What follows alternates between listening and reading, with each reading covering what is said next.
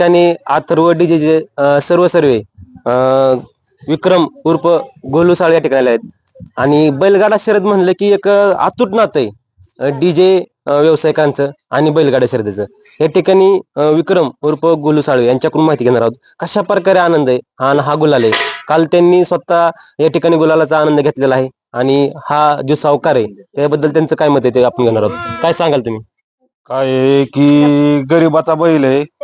बिनजोड आम्ही बऱ्याच वेळ तिथं थांबलेलो, सकाळ धरणं खूप वेळ झालं तिथं थांबलेलो आम्ही. हे काय पोरं नव्हती, कोण नव्हती, हे आपली 2 जण भाऊ त्यांचं वडील.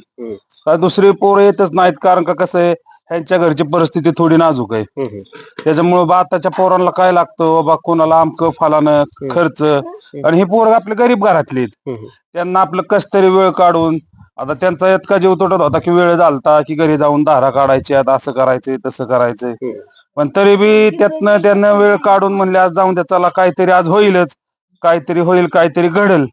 त्या प्रकारे त्यांचंही बैलाने घडवलं. त्याच्यामुळे गरीबाचं कुठेतरी नाव उजेडात येतंय आणि ती येत राहू, एवढंच मला बोलायचं. या ठिकाणी गरीबाचा बैल जो पैलवान म्हणता येईल बाबा, चटणी भाकरीचा पैलवान घडतो असतो, तसं गरीबाचं हे सोनं झालेलं आहे, गुलाल झालेलं आहे.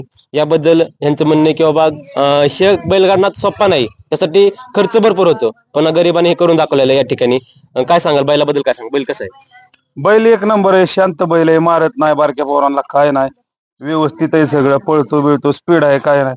त्यानं फक्त त्याची अनेक कसरत झाली पाहिजे, अनेक मोठं नाव होईल, बाकी काही विषय नाही, सगळं चांगलं आहे. कसं आहे बैलगाडा शर्यत कसा आहे? हा एक नंबर आहे ना, काय ज्यानं करावं ते तेवढा, जेवढा करेल तेवढा कमीच आहे. नाद चांगला आहे. हा ठीक आहे, धन्यवाद.